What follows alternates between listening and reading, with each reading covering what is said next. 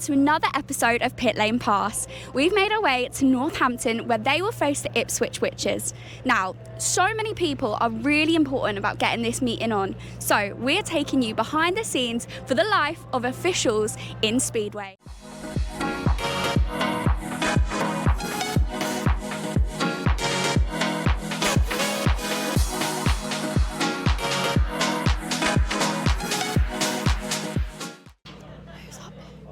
As you can hear behind me, it is currently warm-up time and the mechanics are doing their final checks. Now earlier I managed to grab a few of them to talk to, just to talk us through about what makes being a mechanic so important. Talk us through a bit of the prep that happens before you even get to the track. Well, there's washing, there's cleaning, there's making sure you've got enough oil in the bike, you've got enough tyres with you, you've got the right sprockets, you've got your right jets with you, your sprays. Just general maintenance stuff, really. It's not difficult once you're prepared, but it's making sure that you are prepared. So when does your working day for a meeting actually begin then? Is it days before the actual meeting itself? It's a bit different for me because I actually got a job outside of Speedway. I run my own business, so Luke does most of the stuff, but my day with the bike really starts when I get home from a proper job and then do this at night, and then, like I say, today, come here after work with him. So when changes need to be made, is it all about rider feedback, or is it some of it your experience and knowledge and what works on the bike? Yeah, it's probably a combination between the two. I would say a lot of it comes from what the rider's feeling when he's out on track, and then part of it comes from the mechanic probably listening to the bike, watching for certain things out on track. Sometimes you can see if a bike's spinning or if it's gripping. Yeah, pretty much a combination between the two, I would say. So how important then is the communication between yourself and the rider, and what happens if there's a slight disagreement on what you think should be changed on the bike in the heat of the moment? Yeah, that can be difficult. I mean, you've got to have quite a good working relationship between the two of you. Yeah, you have to have quite a good working relationship. You have to communicate really well. I think in terms of if I'm seeing something and Tom's saying something different, quite a lot of the time you tend to go with the rider's point of view because they're the one on the bike and they know better than you in terms of what they're actually feeling. So, yeah, a lot of it comes from what they're getting from the bike out on the track, and then I can kind of guide where I can and add a little bit of information that they maybe don't see. So, yeah. The role of a team manager and the promoters of a club is so much bigger than people expect. The work behind the scenes is crazy. So I grabbed them earlier just to hear their point of view. As a manager, when you are building a team and choosing riders, what factors do you consider in the off-season? Basically, you'd probably just look to see who rides good around your home track, what their averages are. Obviously, this winter I didn't do that. That was down to Andrew and Sir Richard. There was 3 places left when I got there, so I had to fill them 3 places. But I just looked to see who's good around there, what their averages were, are they going to improve or get worse. So yeah, you look for improvement and who does the best job. Obviously you're quite new to the role, but what would surprise someone about the role itself? Probably what you have to put up with when you turn up at certain tracks, and what you expect isn't what you get. And yeah, some of the riders, they moan quite a bit. They're worse than women. Not saying that women are bad, but yeah. But yeah, you have a lot of moaning to do, a lot of problem sort of solving, which you would think would be quite common sense, but it's not. But yeah, no, it's all right. It's quite good fun, really. And your race day start to finish, talk us through it. I'll probably get up at 5:30, go to work till midday, and then leave home, get ready, and then just phone a couple of the boys or put it on the group chat. Is everyone all right? Everything normal? Yeah, turn up, make sure they're all good, give them their drinks and sweets, just to keep them sweet. And yeah, just make sure everything's in order and everyone's happy. And so far, last one, what has been the biggest challenge of this season so far for you? The biggest challenge? Trying to find guests for Philip. It's a nightmare. Fair enough. But you've got to do it. As team manager, what prep goes into a race meeting? Well, quite a bit really. You're looking at sort of rider formats, what races they're going to be in, who's going to be in what number, and obviously geeing up the team and getting them ready for a race meeting. Now you've got plenty of experience behind you, but in the off season when you're building a team, what kind of goes into that, and what things do you consider when looking at riders and making those decisions? Well, I haven't really had that opportunity yet to sort of build my own team. I've just sort of managed the teams that have been put on the table. But I suppose, when it comes to the sort of in the winter, you've got to look at averages. That's the big key, and on what you can fit and who you can fit in.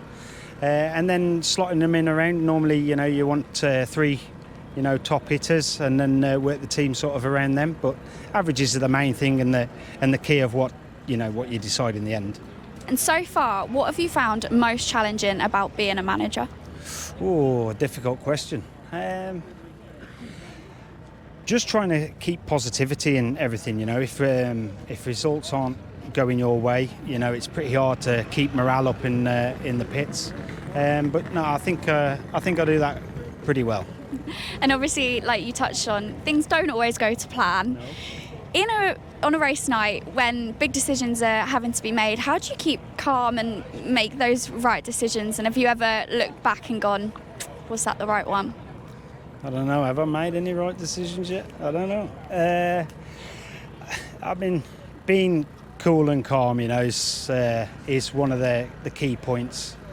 It's no point getting in a flap, because at the end of the day, you're not going to change anything. The referee's the decision. The way the track is on the day is how it is. So getting in a flap, is you've got to stay calm, keep everyone focused on the job in hand, and ultimately it's down to them. They've got to come up with the goods.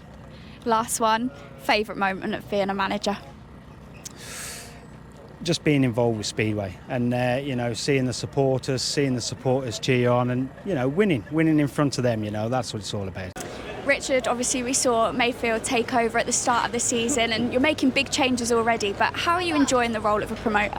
It's a busman's holiday for me. I just come and have a beer and enjoy myself. But no, joking apart, I think Speedway's a fantastic product, and I think there can be a really bright future ahead for it. But clearly I think there needs to be a few changes. But ultimately I'm enjoying it, and no regrets so far.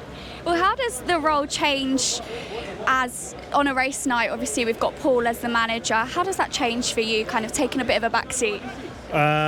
Sometimes I struggle to sit on my hands, but that's just in my nature. But no, joking apart, Paul obviously runs the team from a team manager's perspective, and Andrew Chisholm, who is again here tonight, he's kind of the general manager and looks after Ipswich for me sort of day to day. If anyone needs me to do something in a race night, then we're in a bit of trouble.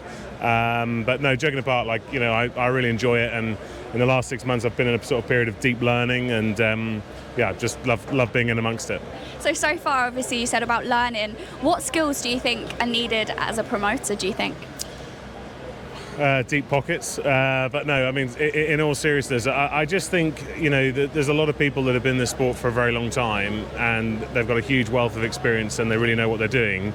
But that isn't necessarily always a good thing. It becomes a bit of what I call a Galapagos economy. It's kind of evolved into its own thing. So sometimes my ignorance is almost like a superpower, because I'm like, why not? We'll see where things go. But I really think that what we actually need to achieve in the sport is not sort of rocket science, firstly, and secondly, we're not, staying with the rocket analogy, we're not trying to get to the moon. If we get 300 people on everyone's gate, this is a very different sport. So I genuinely think that incrementally we can get there quite quickly. But ultimately, some elements of the governance need to change, some elements of the promotion needs to change. We'll see where it goes. But I'm full of vigour for it. Do you think that's one of the biggest challenges you've kind of seen so far, getting people out of a repeated pattern, shall we say? Yeah, and obviously you need to look after the people that are watching Speedway currently. And that's obviously super important, but my sort of take so far is that if the racing's good, those people are going to come anyway. So how do we attract people that aren't necessarily watching Speedway today? We're here in Northampton. There'll be a lot of people in Northampton that have got no idea what Speedway is, let alone the fact that Northampton has a Speedway track. And that's the same for all of the different promotions around the country. Listen, I think it's a fantastic sport. Sample size of 2, but my children, they really love it, and through my sort of work, if you like, my career, they've been really privileged. They've been to pits at Le Mans, they've been to Grand Prix, MotoGP, whatever else. But whenever I find them, they're watching Speedway on their iPads or their phones, or playing Speedway games, or playing Speedway in the garden, or whatever else. So I really think there is something that's so raw about Speedway, and I genuinely think that if we can get it sort of in some of the rough edges knocked off, I think the sport could have a really bright future. Last one, might be a tricky one. Career highlight for you and Speedway highlight for you so far? Oh, probably finishing third in the World Touring Car Championship with one of the smallest budgets was a big moment for me. There's been lots, being on the podium in Macau and Bathurst and those kind of big races. But in terms of Speedway, probably actually was very recent, which was only a week or so ago in Wrocław, which I think will be called the miracle of Wrocław. But for me to watch my team, the FIM, the local promoter in Poland, get that event up and running, I'll be honest, after the podium I blubbed. It was a real emotional roller coaster, that one, and just watching everyone pull together and do things that they're absolutely not trained to do, and to get that meeting on was something else. So in terms of Speedway journey so far, that's probably the number one. Yeah, that was definitely one for the memory books. Thanks for talking. Thanks very much. Thanks. Obviously you're new to the role, but talk us through the role of a promoter and what people don't actually see. Well, it's very new to me. 6 months ago, as you know, this didn't exist. It's certainly a new role for me, but it's something I'm really enjoying. The day-to-day running is organising the staff, getting the track prepared a couple of days before race day, and all behind the scenes, riders' contracts, organising mechanics for the riders, and just making sure everything runs smoothly. So how early does your working day start? You touched on it a couple of days before home meeting, but what prep goes into putting on a meeting like tonight? Well, because obviously we run stock car here the weekend on Saturday, so on yesterday, Sunday, we had the boys here just after 7 o'clock yesterday morning, just putting all the foam barriers up, all the fences around, and then started to go to work on the track. And then today's sort of been more the last preparations of the track, and just making sure everything's right, all ready for tonight. So how does your role change then on a race night, going alongside the manager? How does that change? Well, all week I'm on the phone to Chris Adams every day, like 2 or 3 times a day, Sundays. Obviously, as regards the riders, through injuries or having to ride abroad and making sure their flights are okay. But yeah, we got a great team management team. Me and Paul Hansen work together along with Chris, and although it's very busy on that side, but we always get there in the end.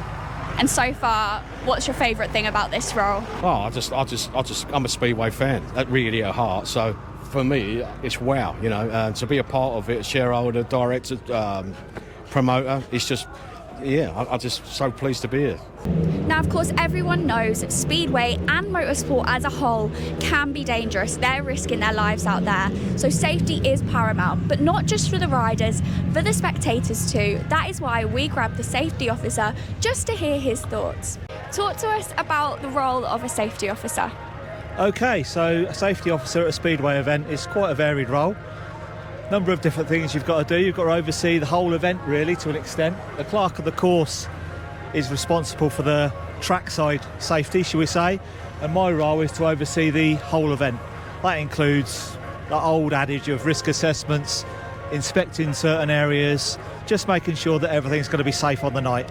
So ahead of the race meeting then, what kind of things are you looking out for? Do you do your own track walk like the riders? How does that all work? So I don't do a track walk, so the clerk of the course will do that with the referee often. I'm just going to be mainly looking at the whole stadium as a whole. The grandstand, the grassed areas, just to make sure things are generally safe. And have you experienced a meeting where you've had to stop things and there has been issues, or is it all under control most of the time? I think most of the time to date at Northampton we've had it under control, so no issues to date. A few close calls, on certain weeks, but yeah, things have gone pretty well to date. Preparations for the start of the meeting are now being done just behind me, and two very important people to make sure this race meeting goes ahead are the start marshal and the referee, so let's go talk to them. Talk us through the main responsibilities as a start marshal. It's just basically making sure the riders are up at the start in time, they're within their box. If I think they're over, then I'll just ask them to move over. So when the riders are called to the tapes, if you do think they aren't in the right place or anything, how do you go about that, and what happens when there's a few disagreements? Well, I just tend to ask them to move over. Sometimes they're like, yeah, we'll move over. Others just tend to be a bit awkward and don't bother moving, but then you just sort of have to liaise with the ref to say so won't move over or something along those lines anyway. And any memorable interesting moments and where you've had any conflict or anything? There is a few, but I don't think I'm allowed to say what they actually are. But memorable really was when Peterborough won the league in 2021. I was lucky enough to be on the start line then, so it was quite a good feeling to see, because I'm from Peterborough anyway, so it was quite a good feeling to see your hometown team win the league at the time. So firstly, how did you get into becoming a referee? I've told the tale a few times. It was an eBay sort of auction for a sort of referee assistant at I've forgotten the name of the rider's name, but anyway, I won that auction, and Graham Reeve, who was the chap in charge at the time, he was the referee, and I indicated that I wouldn't mind becoming a referee, and lo and behold, 6 months later I started the training programme. And just talk us through that training programme. What kind of things do you have to do? How long is it as well? It took me quite a while because I was working shifts. I was a police officer, so to get the number of meetings in, it was a real struggle. So some people get it done in about 18 months. It took me about 2 years, but it's mainly just clocking up the meetings, and then you have a series of tests. I don't know if they've reduced it to 2 tests now, but we used to have 3. First one's just maybe the first 5 heats. Second one's a full meet, and then the last one you're on your own basically, and they've thrown you a few sort of like things to do, as it were. I always remember being there. I was at Wolverhampton, and I'm sure I got set up with Peter Adams having a fag directly underneath the no smoking sign. What are you going to do about it? So I just waved it to him, and he put it out. So. Well, we just saw you come off the track while the riders were doing their track walk. What prep and checks do you have to do as a referee ahead of the meeting? It's been in the lineup, the eligibility of the riders and what have you. I mean, there's a guest today, isn't there? But he's coming up from the championship, so there's a multiplication factor for his average, because he's on a 5 and a bit average, and if you multiply that or divide it by 1.5, so he's on the 3.6, so he's eligible. Stuff, things like that. Make sure everyone's got licensed and what have you. And then I don't know if you saw me counting the airbags. I mean, the insurance nowadays, if we're missing an airbag, we can't run the meeting. There's a set number of airbags, and that's the minimum. And if we haven't got the right number there, we don't run the meeting, because the insurers won't cover us. And during a meeting, obviously there can be quite a lot of drama and controversial moments. In those moments, how are you keeping a check on everything, keeping safety obviously paramount, and making sure everything's above board? It's a struggle, because you come to an end of a race, and you're there sort of like filling. I fill in a programme. I'm a belt and braces man. I write down the results. I fill in the programme, and I do the computer as well. And then the phone goes when you're halfway through that, with someone bending your ear over a decision you've made. And then next thing you look up, everyone's sat at the start ready to go, aren't they? So you think, well, what have I missed there? You've still got to check to make sure that everyone's got the right helmet colour on. They've got the sort of like the dirt deflectors. They've got the gloves on. They've got goggles on, and all that sort of stuff. There's just all those little visual checks you've got to sort of remember. So it can be a bit stressful at times, yeah. And is there a singular or a couple of meetings that really stand out to you, the most memorable in your referee career so far? I've done a couple of sort of like the playoff final type things in the championship. So I was at Edinburgh quite a few years ago. That went in, and that ended up with I think Edinburgh needed a 5-1 in the last heat, and I awarded it. They got a 5-1, so I'm very popular at it, or was at the time anyway. Very popular there. I mean, it was the right decision. And then a couple of years ago, I was down at Poole, Oxford, for the that was carnage for the first 4 or 5 heats. But a couple of controversial decisions that people weren't particularly happy about. Peter Schrock and Scotty Nichols, who was here today. but it was what it was, and it is what it is.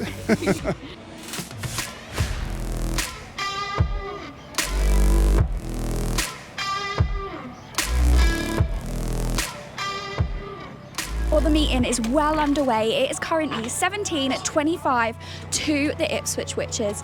Now, we have had a lot more track gradings than usual, actually. The track is proving a little bit tricky for the riders out there, so a little bit of a longer night so far. Hopefully, things start to improve.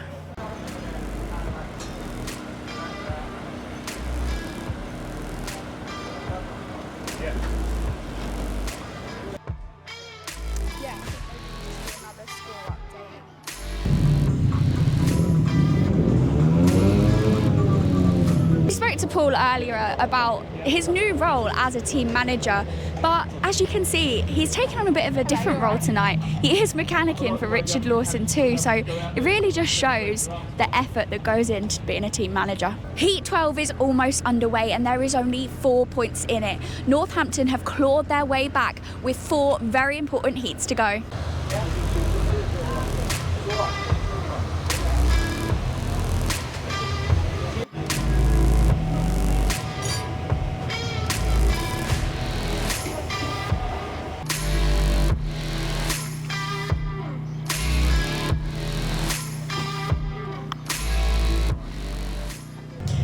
Jason, we've obviously had a bit of a delay here and just seen the clerk of the course grab you all for a little bit of a meeting. Just talk us through what was said in that. Yeah, all it is it's just everyone's spinning up so much, so what happens is the tyres are spinning, they're just ripping knobblies off, so everyone's just allowed to use a free-for-all, whatever tyre they're allowed. But that's it, we get 1 tyre per meeting, but obviously a lot of us are losing it, so like for instance my tyre's Scott's got that one in now, and it's just a bit of a team effort more than anything.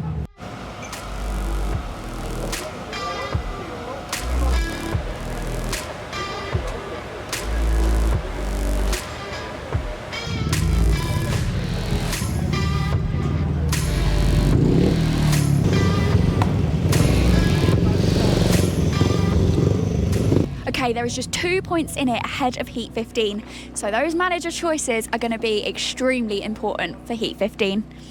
And over in the Ipswich camp, Paul Hurry is making the exact same big decisions. I wonder who he's picking for Heat 15.